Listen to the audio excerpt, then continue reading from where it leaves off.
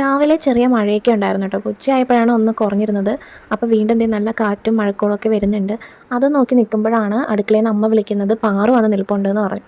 അപ്പോൾ പാറു നമ്മുടെ നെയ്ബർ കുട്ടിയാട്ടോ. അപ്പോൾ വെറുതെ അല്ല അവൾ വന്നേ, അവൾ ബിരിയാണി ഉണ്ടാക്കിയിട്ടുണ്ടായിരുന്നു. അപ്പോൾ അത് ഞങ്ങൾക്ക് കൊണ്ടുവന്ന് തന്നതാട്ടോ. അപ്പോൾ വീഡിയോ എടുക്കുന്നതുകൊണ്ട് അവൾ കൈയൊക്കെ പൊത്തി പിടിച്ചിട്ട് അപ്പം തന്നെ അവിടെ നിന്ന് പോയി. ഞാൻ കുറച്ച് ടേസ്റ്റ് ചെയ്യാനായിട്ട് പാത്രത്തിലേക്ക് എടുത്തിട്ടുണ്ട്.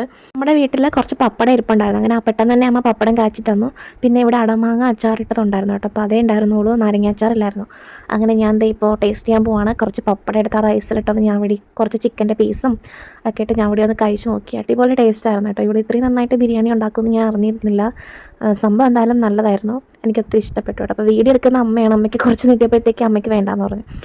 അങ്ങനെ അത് കൂട്ടി നന്നായിട്ട് കഴിച്ചു. അപ്പോൾ ഇന്നത്തെ ഉച്ചത്തേക്കുള്ളതായി കേട്ടോ. ബിരിയാണി കഴിച്ചിട്ട് കുറച്ച് നാളായി, അപ്പോൾ അതുകൊണ്ട് തന്നെ ഇത് ഭയങ്കര ഒരു ടേസ്റ്റായിട്ട് എനിക്ക് തോന്നി. അങ്ങനെ ഇത് ലാസ്റ്റത്തെ പിടിയും കഴിഞ്ഞു കേട്ടോ. അപ്പോൾ ഇന്നത്തേക്ക് ഇത്രയൊക്കെ ഉള്ളൂ. അടുത്തൊരു വീഡിയോ ആയിട്ട് ഉടനെ വരുന്നതായിരിക്കും. ബായ്.